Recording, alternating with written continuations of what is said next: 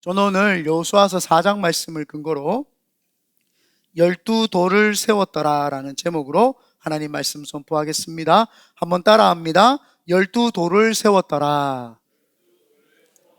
네, 12돌을 세웠더라. 우리가 성경에 보면은 이제 모세오경이라고 해서 창세기, 출애굽기, 레위기, 민수기, 신명기까지 지나고 나면은 제일 첫 번째 이제 나타나는 성경이 여호수아서입니다. 여호수아서. 이 여호수아서는 하나님께서 모세의 후계자로 세운 여호수아가 리더십이 되어서 가나안 땅이라고 하는 그 땅을 점령하는 내용이 여호수아서의 이야기입니다. 그래서 여호수아서에는 제일 첫 장에 1장에 보면은 여호수아에게 하나님이 리더십을 세우는 이야기가 나옵니다. 이제 모세가 이제 죽었으니까 여호수아가 리더십이 되어라. 그리고는 여호수아에게 굉장히 디테일하게 가나안 땅을 어떻게 점령할 것인지에 대해서 어디서부터 어디까지 점령할 것인가에 대해서 이렇게 상세히 이야기를 합니다. 이것을 여호수아에게는 비전이 됩니다. 우리에게도 하나님이, 여러분이 하나님을 만났을 때, 하나님이 여러분들을 세우셨을 때 각자에게 주신 음성, 그것이 바로 비전인 줄 믿습니다. 그 비전을 받은 여호수아가 이제 첫 번째 기적, 이스라엘 백성들도 긴가민가했어요. 진짜 여호수아가 하나님이 세우신 리더십인가? 그리고 여호수아 스스로도 내가 정말 하나님이 나를 세우셨을까? 그때 하나님께서 여호수아 각 개인에게 사적으로 말씀을 하십니다. 내가 너와 함께 하겠다. 굉장히 사적인 말씀이죠. 이스라엘과 내가 전체 함께 하겠고 이스라엘 백성과 함께 하겠다, 이런 음성이 아니라 내가 너와 함께 하겠다라고 하면서 사적인 음성이 들려왔어요. 사적인 음성이 들려왔음에도 불구하고 여호수아도 의심이 갈 수밖에 없었고 이스라엘 백성들도 의심이 될 수밖에 없었어요. 정말 내가 리더십이 될 수 있는가? 또 정말 우리 여호수아가 리더가 맞는가? 다 의문 가운데 있었을 때 하나님이 첫 번째 기적을 일으키는데, 그 기적이 바로 요단강이 갈라지는 기적입니다. 요단강이 갈라지는데 하나님께서 요단강을 가르실 때에 명확하게 이야기를 했습니다. 내가 하나님의 임재하심이 있는 속죄소, 그 속죄소가 뚜껑이 덮여 있는 그 언약궤를 메고 건너라. 제사장이 건너라. 그러니까 하나님이 먼저 건너신다라는 내용이죠. 그래서 하나님이 먼저 건너셨을 때 그 제사장이 발에 물이 닿았자마자 이 요단에서부터 아담까지 물이 쫙 갈라집니다. 사실은 갈라진 것이 아니라 그 아담에서부터 물이 딱 끊기고 나머지 물은 사해바다로 다 흘러가 버린 거죠. 싹 흘러가 버리고 마른 땅이 딱 되는 역사가 있습니다. 그 길을 건넜다까지가 사실은 지난주에 우리가 이야기했던 내용이죠. 첫 번째 비전, 그 첫 번째 시작. 그 요단강을 건넜을 때에 이스라엘 백성들이 다 건넙니다. 다 건널 때까지 언약궤를 맨 제사장들은 그 요단강 중간에 서 있습니다. 이스라엘 백성들이 지나가면서 마른 땅을 건너면서 요단강이 어디지? 라고 하면서 지나가는데, 그때 언약궤를 맨 제사장들이 요단강 중간에 서 있습니다. 그러면서 지나가면서 이스라엘 백성들의 머리에서는 언약궤, 이게 언약궤구나, 이게 하나님의 임재하심이 있는 거구나 라고 하면서 그들은 하나님의 임재하심의 두려움과 또 하나님의 말씀의 역사가 있다라고 하는 것에 대한 놀라움에 경이로움을 표하면서 그 요단강을 건넜습니다. 건너고 났는데, 다 건너고 이스라엘 백성들이 다 건너고 나니까 하나님께서 여호수아에게 다시 한번 말씀을 하시는데, 어떤 말씀을 하시느냐? 이스라엘 백성들 중에 12지파 중에 그 각 지파마다 리더십 한 명씩을 뽑아서 데리고 오라고 이야기를 합니다. 근데 어디로 데리고 오라고 이야기를 하느냐? 요단강 법궤 앞에 이스라엘 백성들 제사장들이 서 있는 그 앞으로 데리고 오라고 이렇게 이야기를 합니다. 그래서 12명의 리더십들이 요단강 안으로 들어갑니다. 이제 언약궤 앞에 서 있습니다. 언약궤 앞에, 요단강 앞에 서 있는 이스라엘 백성들의 리더십, 12명이 리더십이 섰습니다. 그 리더십 마음이 어땠을까요? 다 건넜는데 갑자기 요단강으로 다시 들어오라는 거예요. 그러니까 제 개인적으로는 하나님 우리 벌 주실라 그러나? 우리가 여호수아 리더십을 못 믿으니까 우리를 수장시키려고 그러나? 좀 두렵고 떨리는 마음이 있지 않았겠어요? 그때 하나님이 여호수아에게 말씀을 하셨고 그 말씀을 선포하는데 그 말씀의 내용이 뭐냐? 여기에 지금 요단강 안에 있는 12돌을 취해서 요단강 안에다가 12돌을 세우라고 이야기를 합니다. 탑을 세우라고 했는지 한 개씩 세우라고 했는지 사실은 성경에는 분명하게 나오고 있지는 않지만 12돌을 세워라 이렇게 이야기를 합니다. 12돌을 세우라고 했을 때 제 머릿속으로 계산을 해보면 5개, 4개, 3개 이렇게 하면 12개 되더라고요. 아니면 4개, 3개, 2개, 1개, 1개, 1개 이렇게 하면 12돌이 되더라고요. 제 개인적인 생각입니다. 그래서 12돌을 어떻게 세웠을까? 그냥 뭉탱이로 세워놨어도 뭐 크게 해봤자 한 요만큼밖에 더 되겠나? 높이 해봤자 뭐 이 정도밖에 더 되겠어요? 한 사람당 한 개씩 돌을 들어야 되니까 일반 힘센 사람이 돌을 들어봤자 농구공 크기만큼의 돌을 들지 뭐 그 이상의 어마어마한 돌을 사실 들 수가 없거든요. 그러니까 12돌을 세워봤자 뭐 요만큼 되는 돌이에요. 거기에다가 세우라고 이야기를 하고 또 돌을 한 개씩 더 취해서 밖에 나가서 지금 요단강을 건넜던 요단강 맞은편에 있는 길갈이라고 하는 곳에서 이스라엘 백성들이 멈춰섰어요. 길갈에다가 12돌을 다시 세우라고 합니다. 그러니까 데칼코마니죠. 복사한 거예요. 컨트롤 C, 컨트롤 V 한 거예요. 그래서 여기에서 12돌을 세웠고 또 12돌을 가지고 길갈에다가 세우라. 그 내용이 오늘 성경의 내용입니다. 조금 여기서 의문이 드는 두 가지가 있어요. 왜 요단강에 세우라고 했을까요? 물이 다시 흘러내리면 요단강에서 물이 흘러내리면 그 12개의 돌이 보이지 않을 텐데 왜 그걸 세우라고 했지? 여기에 요세푸스라고 하는 신학자가 이렇게 이야기를 합니다. 아마 니네들이 물을 건넜을 때에 이 물을 건너게 하신 분이 누구신가? 라고 하는 마음에 새겨라. 눈에 보이지 않는 하나님의 마음에 그걸 새겨라. 뭐 이렇게 이야기를 하더라고요. 또 어떤 분은 보이지 않는 그 돌 12은 이스라엘 백성 12를 상징을 한다. 니네들은 원래 이 요단강을 건널 수 없는 사람이다. 그래서 원래 여기에서 죽어야 되는 사람이지만 예수 그리스도와 함께 당신들은 부활을 해서 지금 밖에 살아있다. 그래서 여기에 요단강 안에 12돌과 요단강 밖에 12돌을 예수 그리스도와 연합을 해서 그렇게 했다는 거죠. 저도 후자의 이야기를 들어보는 게 좀 더 맞겠다. 영적 의미로 우리가 가만히 해석을 해보면 예수님께서도 요단강에서 침례를 받으시고 올라오시면서 또 제자들에게 침례를 해주셨죠. 우리도 마찬가지입니다. 예수 그리스도 안에서 요단강 물이라고 하는 침례를 받고 하나님을 인식을 하고 예수님을 인식을 하면서 부활하신 예수님을 믿고 우리가 그 부활을 기념으로 해서 주일날, 썬데이를 우리는 주일로 공포를 하고 예배를 드리거든요. 그러니까 후자가 맞겠다. 요단강 물에서 예수님과 함께 우리가 물에 들어갔다가 예수님과 함께 부활해서 나온 거. 그래서 요단강 물 안에 12돌을 세웠고 요단강 밖에 길갈에다가 12돌을 세워놓은 거다라고 뭐 이렇게 해석을 합니다. 또 하나 의문이 드는 것이 무엇이냐? 그래 뭐 요단강 물이 흘러내리면은 우리가 영적인 해석, 지금 우리는 신약을 아니까 영적인 해석을 해서 그렇게 됐지만 그때 사람들은 그걸 잘 몰랐을 거 아니에요. 그런데 제가 의문이 드는 것 중에 하나가 뭐냐 하면은 왜 돌 12개를 취했을까? 여러분 우리가 애굽에 가보면요 피라미드가 어마어마합니다. 피라미드가 어마할 뿐만 아니라 또 이란이나 그런 데 가보면은 어마어마한 그 자기들의 신을 생각하고 기념하기 위한 성전을 엄청나게 크게 짓습니다.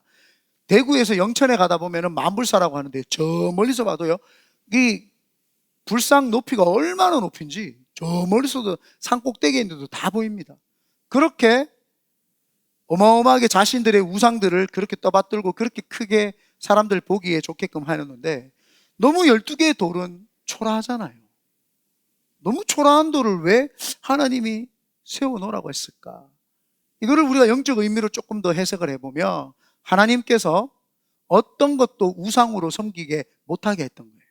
만약에 기념비를 엄청 크게 딱 세워놨으면 사람들이 다른 데 가지 않고 맨날 그 기념비 앞에만 있을 거 아니에요. 하나님, 하나님 그러면서 기념비가 뭔가 하나님인 것처럼 기념비 앞에만 서가지고 하나님만 외치고 있었을 거 아닐까요? 그러니까 하나님이 나는 우상이 아니라는 거예요. 이 물을 건너게 하신 분도 하나님이시고 저 물 안에서 죽어야 되는 너희들을 살리신 분도 하나님이다라는 것을 기념하게끔 하시는 거, 이게 바로 하나님의 역사였죠. 그래서 오늘 12도를 하나님이 그렇게 하라고 이야기를 했습니다. 오늘 이 기념비를 통해서 우리가 조금 더 깨달아야 되고 영적으로 우리에게 적용을 해봐야 되는 게 무엇인지 한번 살펴볼 때에 여러분에게 놀라운 은혜가 있게 되시기를 예수님의 이름으로 축원드립니다. 아멘. 우리 2박 3일 동안 그 중고등부 수련회를 했어요. 그래서 유스 이제 캠프죠. 캠프 수련회를 했는데 좀 아이들 너무 예쁘고 귀엽고 그래요. 너무 좋았어요. 우리 전도사님들이 다 도와주시고 또 선생님들이 도와주셔서 잘 마쳤습니다. 지금 아이들이 이제 그래서 마지막으로 좀 놀라고 골프장 가가지고 지금 이제 일부 예배 때 예배 드리고 골프장 갔습니다. 제가 왜 잠깐 숨을 돌리고 쉬냐? 일부 예배 어제 아이들이 집에서 뭐 마피아 게임 하자 그래가지고 또 마피아 게임도 한번 시켜주고 또 집에서 어제 뭐 자라 그러는데 자지도 않고 막 1시까지 막 이야기를 하고 막 떠들고 그게 가만히 누워서 제가 혼을 좀 낼까 생각을 하다가 빨리 자라고 혼낼까 하다가 아니다 이것도 추억이다 그렇게 생각을 하고 했더니 제가 잠을 못 자가지고 지금 설교하는데 약간 몽롱하고 힘이 쭉 빠져 있어요. 제가 한 3시간인가 4시간밖에 못 잤어요. 그러니까 힘이 쭉 빠져가지고 잠깐 쉬는 타임에 우리 아이들 소식도 전하가자 지금 이렇게 이야기를 합니다. 여러분 이해 좀 해주시기를 바랍니다. 놀라면 합심하셨나요? 이해를 못하겠다는 건가요? 뭐 이런 사랑이 없는 우리 교회 뭐 깜짝 놀랐어요. 깜짝 놀랐습니다. 아멘을 아무도 안 했어요. 심지어는 사모도 안 했어요. 와, 난 전도사님들은 해줄 줄 알았죠. 네. 깜짝 놀랐습니다. 네. 첫 번째 한번 보겠습니다. 네. 첫 번째 표징의 의미가 있습니다. 표징. 개인과 공동체의 제가 스토리라고 이렇게 한번 잡아봤는데 표징입니다. 표징. 본문 6절 다 같이 한번 천천히 읽어보겠습니다. 시작. 이것이 너희 중에 표징이 되리라. 왜 12도를 세웠느냐 한번 봤더니 표징이라고 이렇게 이야기합니다. 표징. 이 표징이 뭐냐 하면은 원어로는요 오트라고 이렇게 합니다. 오트. 이 말은 표시, 증거, 징조, 우리에게 그 도장 찍었다, 인쳤다 이런 거죠.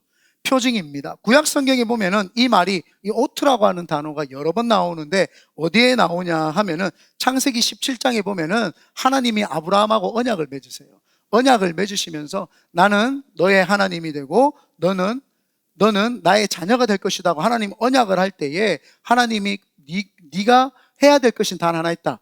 할례를 행하라고 이야기합니다. 남성의 성게 표피를 베라고 하는 거죠. 포경수술을 하라는 거예요. 네가 목욕을 하면서 옷을 입으면서 자기 몸을 보면서 자기에게 표시가 있는 거예요. 내가 하나님의 사람이라는 거예요. 하나님이 나에게 하나님의 사람이라고 하는 표시를 주신 거예요.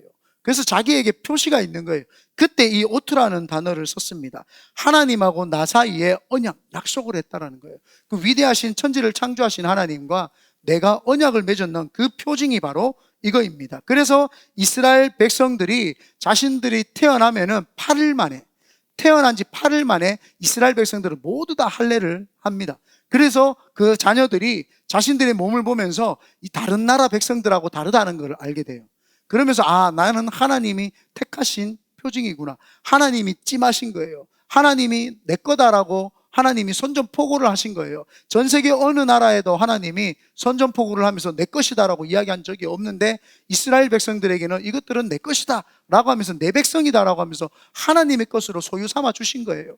그래서 자신의 몸에 그 할례의 흔적을 보면서 나는 하나님 거구나, 나는 하나님의 것이었구나 라는 것을 이야기를 하는 거죠. 이 12돌의 기념빛도 마찬가지입니다. 표징이라는 거예요. 이거 하나님이 너희들과 약속을 했는데 어떤 약속을 했느냐? 여호수아라고 하는 사람은 내가 세운 리더라라고 하는 약속인 거예요. 내가 세운 리더야 라고 하는 약속인 거예요. 이스라엘 백성들의 12명의 리더십들을 모아다가 그 요단강 한가운데서 돌을 들으라고 시켰어요. 이걸 지금 지시하는 사람이 누구예요? 여호수아인 거예요. 여호수아가 이거를 이렇게 하세요라고 지시를 해줍니다. 그때 이스라엘의 12지파의 리더십들은 하나님이 정말 이 사람을 세운 게 맞구나라고 하면서 그 돌을 들면서 이제 리더십을 인정하기 시작을 한 거예요. 첫 번째 기적을 보여주시면서 리더십을 인정하는 거예요.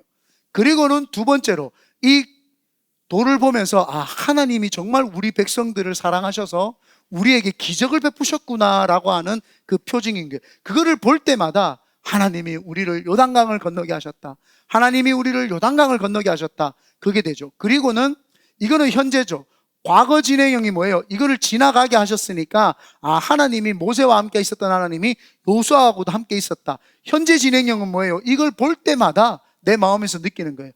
우리 하나님이 우리를 너무 사랑하신다. 우리 하나님이 나를 사랑하신다. 이걸 느끼는 거예요. 미래적인 하나님 뭐예요? 가나안 땅도 주셨다가 되는 거예요.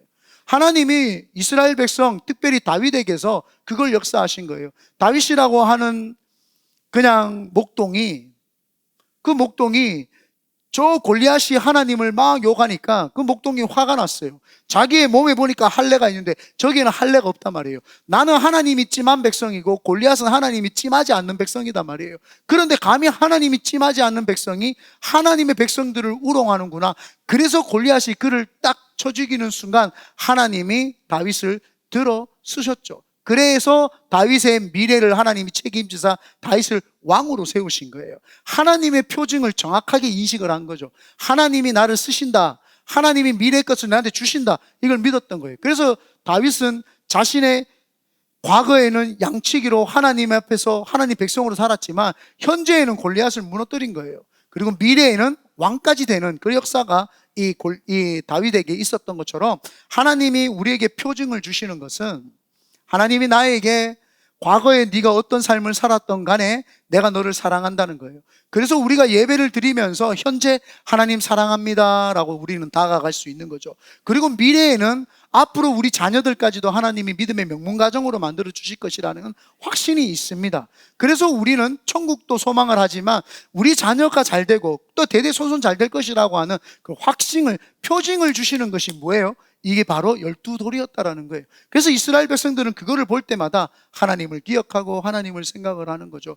여러분에게 개인적인 스토리가 있으십니까? 이거를 사실 말을 하면 하나님이 개인적으로 만나 주신 거죠.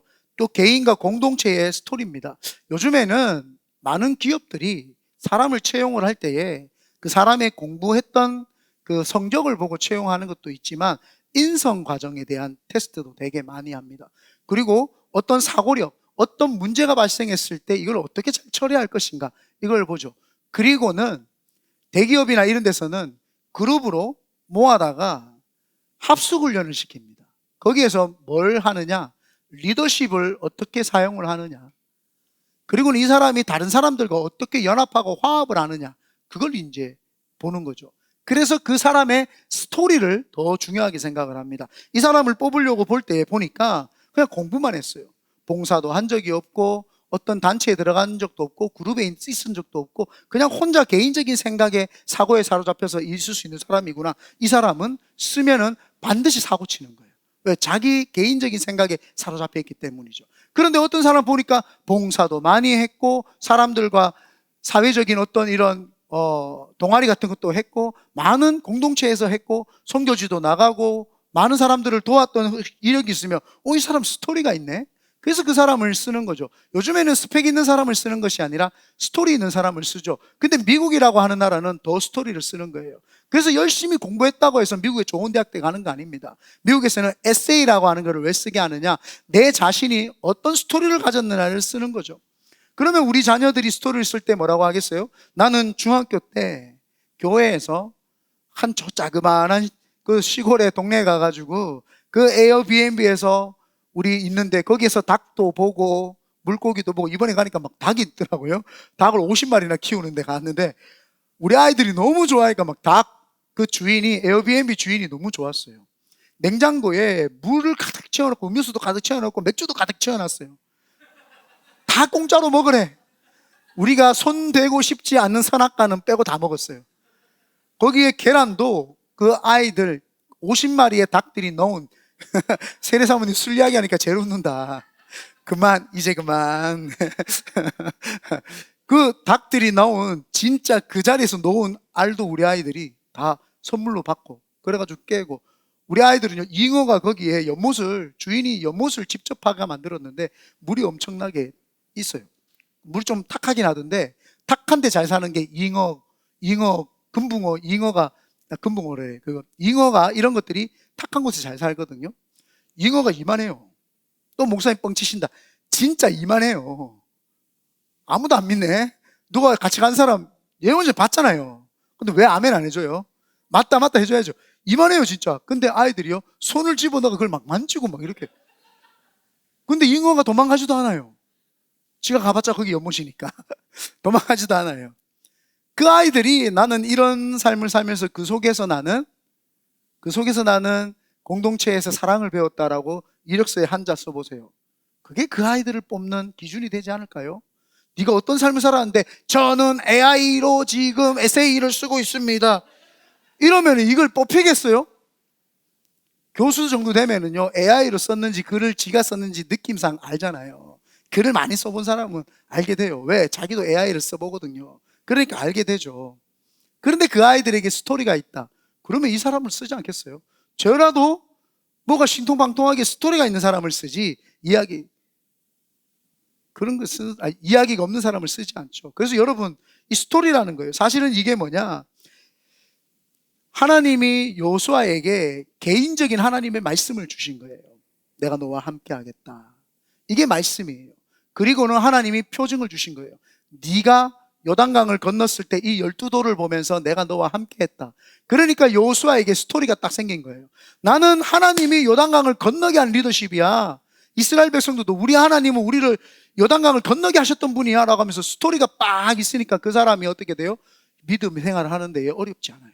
하나님 앞에서 우리가 신앙생활을 할 때 딱 두 가지가 있어야 돼요. 첫 번째, 하나님의 말씀, 내가 너와 함께 하겠다는 말씀이 있어야 되고, 두 번째, 나에게 하나님의 표징이 있어야 돼요. 하나님이 나를 통해서 역사하셨던 그 기적과 이사의 역사가 있어야 됩니다. 이 두 개를 가지고 있어야 그 사람이 하나님의 쓰는 사람이죠. 그래서 그 12돌의 표징이 그 표징입니다. 두 번째가 뭐냐? 두 번째가 기념의 의미입니다. 기념의 의미는 두고 기억하면서 신앙을 전수하라는 거예요. 본문 7절에 보니까 다 같이 한번 7절 읽어보겠습니다. 시작. 이 돌들이 이스라엘 자손에게, 죄송합니다. 후반절이죠. 네, 후반절입니다. 7절, 7절 다 같이 한번 읽어보죠. 그냥 전체 다 같이 한번 읽어보겠습니다. 시작. 그들에게 이르기를 요단물이 여호와의 언약궤 앞에서 끊어졌나니 곧 언약궤가 요단을 건널 때에 요단물이 끊어졌으므로 이 돌들이 이스라엘 자손에게 영원히 기념이 되리라 하라 하니라. 첫 번째 거는 뭐예요? 우리 몸에 하나님 도장 찍어주시고 징표로서 이렇게 표징으로서 했다며, 두 번째는 기념하라고 이렇게 이야기를 했습니다. 이 기념이라고 하는 원어가 지카론이라는 말인데, 이 말은 어떤 특정한 날을 정하고 어떤 대상을 기억하고 떠올려라, 이 말입니다. 그러니까 기념일을 기억하는 거죠. 여성분들 기념일 굉장히 중요하게 생각을 하잖아요. 근데 남자들 그게 굉장히 힘든 부분이거든요. 그 여성분들은 항상 기념일을 딱 적어놓고 결혼기념일, 무슨 기념일, 내 생일 다 해가지고 그거 안 지키면 남자들 굉장히 위험하고 힘든 그런 이제 결혼 생활을 맞이하게 되잖아요. 그래서 그 기념일을 하라는 거예요. 그게 뭐예요? 의미 부여예요. 의미 부여. 의미가 들어가 있기 때문인 거예요. 여성분들이 의미 없는 거를 기념일로 정하지 않아요. 오늘 밥 한 번 먹었네? 기념일. 이거 아니잖아요. 기념일 뭐예요? 내하고 니하고 처음 만나가지고 사랑했던 날이기 때문에 기념해 라고 하는 그 의미가 있어요. 그 남자들은 그게 몰라요. 그냥 나는 니만 좋다 이런 거죠. 남자들은 기념일 잘 안 챙기고 싶어. 내가 니하고 만나서 밥 먹는데 이것보다 더 중요한 날이 있냐? 이런 거죠. 내가 너하고 같이 함께 하는데 뭐가 더 중요하냐? 여자들은 아니다. 우리가 처음 만난 날이기 때문에 이 기념일을 해야 된다. 좀 이게 사고가 다르기는 하죠. 나쁘다는 건 아니에요. 이 기념을 하라는 거예요. 하나님이 왜 기념을 하라 그랬을까요? 왜 이거를 기념일, 이스라엘 백성들에는 기념일을 굉장히 많아요. 하나님이 홍해를 건너서 출애굽했을 때에 유월절이라고 하는 것을 기념을 하라 그랬어요. 그래서 이스라엘 백성들이 지금 5,000년이 지났는데도 유월절을 지켜요. 5,000년 동안 기념일을 지키는 나라는 이스라엘밖에 없습니다. 우리나라도 많은 기념일이 사라졌어요. 제 생일이 7월 17일입니다. 제헌절입니다. 아니, 외우라는 말은 아니고요. 원래 제가 어렸을 때 7월 17일 법을 제정한 날이에요. 헌법 제정한 날이어서 그 7월 17일 쉬는 노는 날이었어요. 그런데 어느 날부터 그걸 기념을 안 하고 노는 날이 사라졌어요. 제가 이재명 대통령 별로 안 좋아합니다. 뭐 특별히 좋아할 것도 없고요. 그런데 이재명 대통령이 참 괜찮은 사람이라는 걸 깨달았어요. 7월 17일을 노는 날로 다시 정합시다. 이렇게. 우리 이봉 목사님 힘드시니까 생일 농담입니다. 그 7월 17일을 다시 노는 날로 공휴일로 이렇게 만들겠다고 뭐 이렇게 뭐 이야기가 나왔는데 어떻게 된지는 몰라요. 기념을 하라고 하는 것은 그것에 대해서 의미가 부여되어 있으니까 그 의미를 가지고 대대손손에게 알려주라는 거예요. 그래서 우리나라의 뭐 개천절, 개천절, 6.25 전쟁, 우리가 8.15 광복, 이런 거 다 기억을 하도록 계속 우리가 그날 쉬게끔 하는 이유가 뭐냐면 그날을 기념을 하고 그날을 묵상을 하고 묵념을 하고 그래서 그날을 떠올려라는 의미인데 우리는 놀러 가기 바빠요. 우리는 그냥 Let's go 해가지고 비행기표 끊어서 놀러 가버리죠. 사실 좀 가슴 아프죠. 그죠?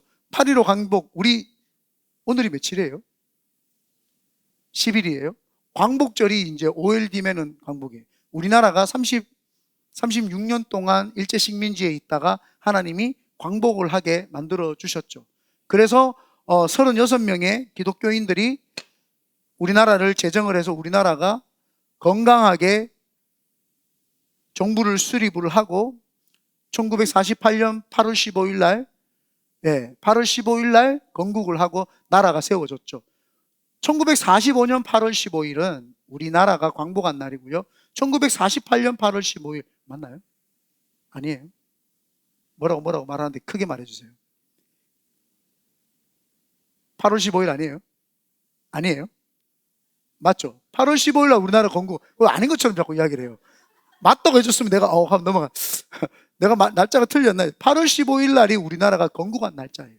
이스만 대통령과 함께 36인이 도장을 찍어가지고.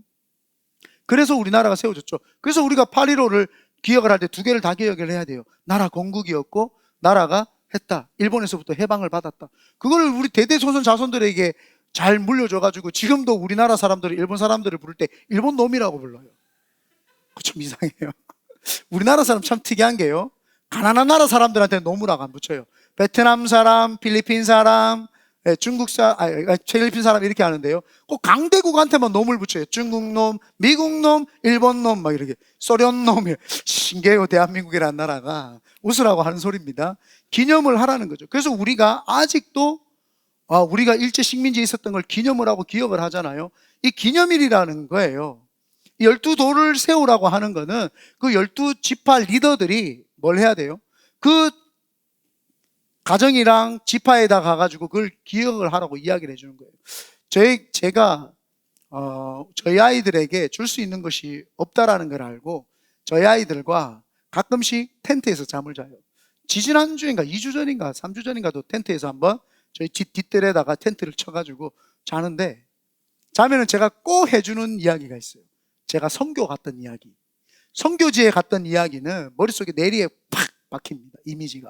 왜냐하면은 스펙타클한 이야기들이 있기 때문이에요. 아빠가 이렇게 갔는데 아이들이 이만큼 몰려와가지고 그때 사탕 나눠주는데 아빠가 너무 눈물이 났다. 그러면서 그들하고 찬양을 하는데 그들이 은혜 받고 하나님 만나는 이야기를 막 하면은 아이들이 막 가슴 속에서 벌렁벌렁 거리는 게 있는 거예요. 우리 아빠가 하나님을 믿고 저렇게 선교지를 갔구나. 아이들에게요, 어떠한 특이한 교육을 하려고 하지 않으셔도 돼요. 그냥 그 아이들과 함께 아빠가 어느 날 여행을 한번 살짝 가서 거기에서 하나님 이야기를 해주고 그 아들들과 함께 해주면 그게 바로 힘이죠. 이스라엘이라고 하는 나라는요, 지금도 초막절이라는 것을 지냅니다. 아빠와 아들이 우리가 이스라엘 백성들이 광야 생활했던 걸 기억하자고 해서 어느 날 아들들에게 가방 싸라. 아버지 뭡니까? 초막절이다. 예, 가방 쌉니다. 사방을 싸가지고 텐트 쳐가지고 집 옆에서 텐트를 치든지 다른 곳으로 이스라엘로 가든지 어디로 가서 초막을 치고 거기에서 누룩 없는 빵, 다른 말로 하면 맛없는 빵이에요. 예, 맛없는 빵 그거를 빚어가지고 그거를 일주일 동안 먹는 거예요. 먹으면서 광야 생활을 체험을 하는 거예요. 그러면서 우리 이스라엘 백성들이 출애굽했고 40년 동안 광야 생활을 했다. 그래서 우리 기념하는 거다. 우리가 이게 잊어버리지 말자. 우리가 고통이 있고 힘들지만 우리가 이것을 견뎌내자. 이스라엘에 가면은 이런 문구가 있어요. 우리를 학대하고 괴롭히던 사람들은 용서를 하되 그걸 기억을 하자. 그거는 용서를 하되, 우리를 학대하고 괴롭힌 사람들은 용서를 해야 되지만 그거는 기억은 하자라고 이야기를 합니다. 그것을 대대 자손들에게 이야기를 했죠. 그래서 이스라엘 사람들은 전 세계에서 가장 뛰어난 민족일 뿐만 아니라 그 민족성이 끊어지지 않는 이유가 사실은 이거예요. 기념해서 그 아들들에게 전수시켜 주신 거죠. 전수를 시켜주니까 그 자녀들이 그걸 기억을 하는 거예요. 그런데 많은 사람들이 미국에 오면은 한국말을 까먹어버리고 미국말 하게 만들어요. 그러면은요, 그 아이들이 정체성을 다 잃어버립니다. 정체성을 잃어버릴 뿐만 아니라 그 자녀가 내가 여기 있는 이유, 왜 살아야 되는 이유, 부모님 세대가 지나가고 나면은 까먹게 되죠. 그런 것이 아니라 우리가 하나님이 여기에 나를 흩뿌리셔서, 나를 뿌리셔서 여기에서 빛과 소금의 역할을 감당하라고 하나님 나를 여기 보내셨다. 그래서 니도 여기에서 뿌려졌기 때문에 이곳에서 뿌려져서 꽃을 피우고 빛을 내면서 소금의 역할을 감당하라고 하면서 자녀들에게 가르쳐주면, 텐트에서 하루 이틀 자면서 그걸 가르쳐줘 보십시오. 그 아이들이 딴 길로 갈까요? 절대 딴 길로 가지 않습니다. 아빠가 어떤 교육을 하고 영어 교육을 하고 영재 교육을 가르쳐줘도 그 아이가 하나님 안에서 바르게 자란다는 법이 없어요. 그러나 텐트에서 하루 누워가지고 그 이야기 한번 해보십시오. 그 아이들이 마음에 뭔지 모르는 이게 막 일어나면서 하나님이 그 아이들에게 만져주시는 거죠. 그걸 기념하라는 거예요. 이스라엘 백성들에게 그겁니다. 그래서 오늘 6절에 제가 6절을 한번 끝부분 읽어볼게요. 너희의 자손들이 물어 이르되 이 돌들은 무슨 뜻이냐 하거든. 자녀들이 물어보는 거예요. 아버지, 이 돌이 무슨 뜻입니까? 그때 그들에게 이르기를, 7절입니다. 요단 물이 여호와의 언약궤 앞에서 끊어졌나니, 하나님 앞에서 끊어졌나니 곧 언약궤가 요단을 건널 때에 요단 물이 끊어졌으므로 이 돌들이 이스라엘 자손에게 영원히 기념이 되리라 하라. 자녀들이 물어봐, 아버지 이게 뭐예요? 이게 이렇게 하나님이 우리 백성을 사랑해 주셨고, 하나님이 우리에게 좋은 리더십을 주셨고, 하나님이 우리가 이렇게 지금 잘 살게끔 해주신 이유와 목적이야. 너도 기념을 해 라고 하는 걸 그걸 가르쳐 줬어요. 그래서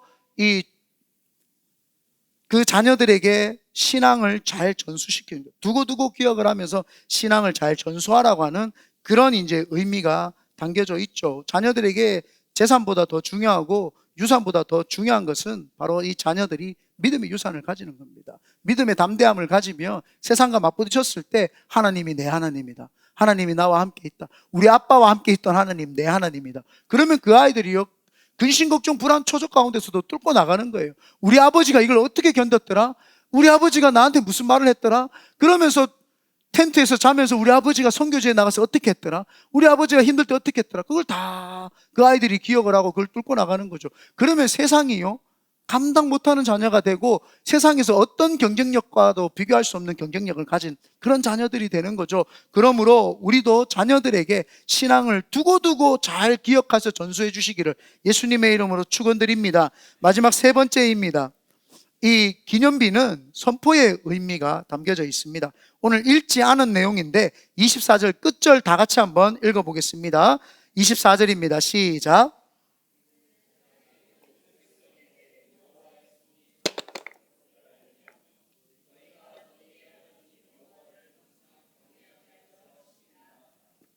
아멘. 이는 땅의 모든 백성에게 여호와의 손이 강하신 것을 알게 하며. 지금 이스라엘 백성들은 하나님을 직접 목도하고 직접 하나님을 만났고 하나님을 마음에 새겼고 하나님을 이제 기념하기로 마음을 다졌어요. 그런데 이스라엘 백성만 다진다고 되지 않는다는 거예요. 세상에, 땅에 있는 모든 백성이 여호와의 손이 강한 것을 알게 하라. 지금 가나안 땅에 입성을 하니까 그 가나안 땅에 있는 모든 사람들에게 알리는 거예요. 야, 쟤들 저 12돌이 뭔 줄 알아? 저거 이스라엘 백성을 위해서 그 이스라엘 백성들이 믿는 하나님이 요단강을 갈랐다는 뜻이야. 거기 있는 모든 사람들이 다 아는 거예요. 이게 뭐라 하면 선포라는 말이에요. 여기에 보면은 마지막 24절에 보면은 알게 하며라고 나오잖아요. 알게 하며 이는 땅의 모든 백성에게 여호와의 손이 강하신 것을 알게 하며, 이 알게 하라는 말이 히브리어로 다트입니다. 다트라는 말이 뭐냐 하면은 선포하다, 명령하다, 가르쳐 주다, 이런 뜻입니다.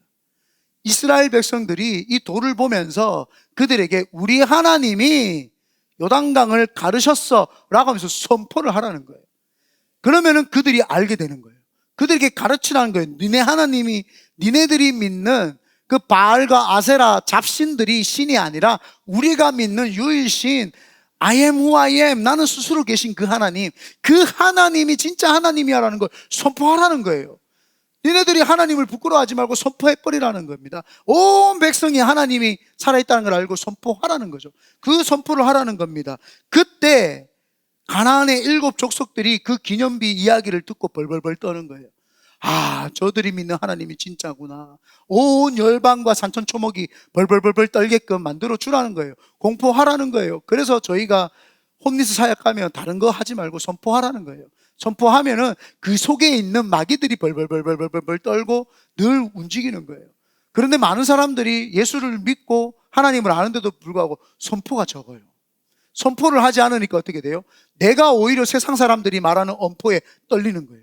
야, 이렇게 안 살면 안 돼 라고 하니까 벌벌벌벌 떨리고, 무슨 스토리야, 스펙을 쌓아야지 하니까 맞다 하고 벌벌벌벌 떨고, 뭐 요즘엔 대세를 따라야 해 그러면 막 가슴이 벌렁벌렁 하면서 맞다 내가 유행에 민감해야 되고 대세 따라야 되지, 가슴이 벌렁벌렁 하는 거예요. 그런데 하나님을 알고 하나님이 있는 사람은 이 세상에 무슨 대세가 중요하고 스펙이 중요하냐, 내 속에 있는 하나님이 중요하다라고 하면서 그 하나님을 모시고 담대하게 하면은요, 그 사람은요 공부하지 말라 해도 해요. 그 사람 머리 나쁘라고 해도 안 나빠요. 열심히 공부하게 돼 있습니다. 왜요? 자기 마음속에 하나님이 계시고 스토리가 있는데 어떻게 공부를 안 하겠어요? 스펙은요 자동으로 생기는 겁니다. 스토리 있는 사람에게는요. 스토리가 있으면 스펙이 따라오게 돼 있습니다. 그런데 많은 사람은 스펙만 쌓으니까 스토리를 다 잃어버리죠. 이 이스라엘 백성들이 선포를 하는 거예요. 우리 하나님이 어떤 하나님인지 아느냐. 그래서 그게 보면은 이제 뒷장, 그 다음 주 계속 우리가 볼 거지만 그 뒷장에 보면은요, 그 이야기를 들은 기생 라합이라고 하는 사람이 간담이 선을 해가지고 하나님을 믿게 되고요. 이스라엘 백성들 모든 사람들이 여리고 성에서 나오지도 못할 정도로 벌벌벌 떨고 있어요. 간담이 선을 했더라. 그리고 기브온 족속이라고 하는 족속은 가나안 7 족속 중에서 제일 큰 족속이에요. 근데 그 제일 큰 기브온 족속이 여호수아에게 화친을 맺으러 온단 말이에요. 하나님의 이야기를 들은 거예요. 여러분, 우리가 하나님을 만난 내가 증표, 간증과 내 스토리, 그걸 가지고 내가 늘 하나님을 묵상하고 의미를 찾으면서 하나님 원하는 삶을 살아가고 있잖아요. 그래서 만난 사람에게 그거를 선포하기 시작을 하면은, 하기 시작을 하면은요, 그 사람들이 그 선포의 말을 듣고 그들이 마음이 요동치고 간담이 선을 해서 하나님께 돌아온 역사가 있게 될 줄 믿습니다. 그래서 12돌을 요단강에도 세우고 요단 밖에도 세운 이유가 무엇이냐? 하나님이 너는 내 거야, 나도 하나님 거야 라고 하는 그 마음을 새기고, 그리고는 신앙을 우리 자녀들에게 잘 전수할 것을 하나님이 바라시고, 마지막으로 뭐예요? 온 세상 사람들에게 이거를 선포하라고 하나님이 그 기념비를 세우게 해주신 줄 믿습니다. 그러므로 오늘 우리 큰비드내교회 성도님들은 날마다 내가 가지고 있는 그 징표를 하나님 앞에서, 사람 앞에서 선포해내시기를 예수님의 이름으로 축원드립니다. 아멘.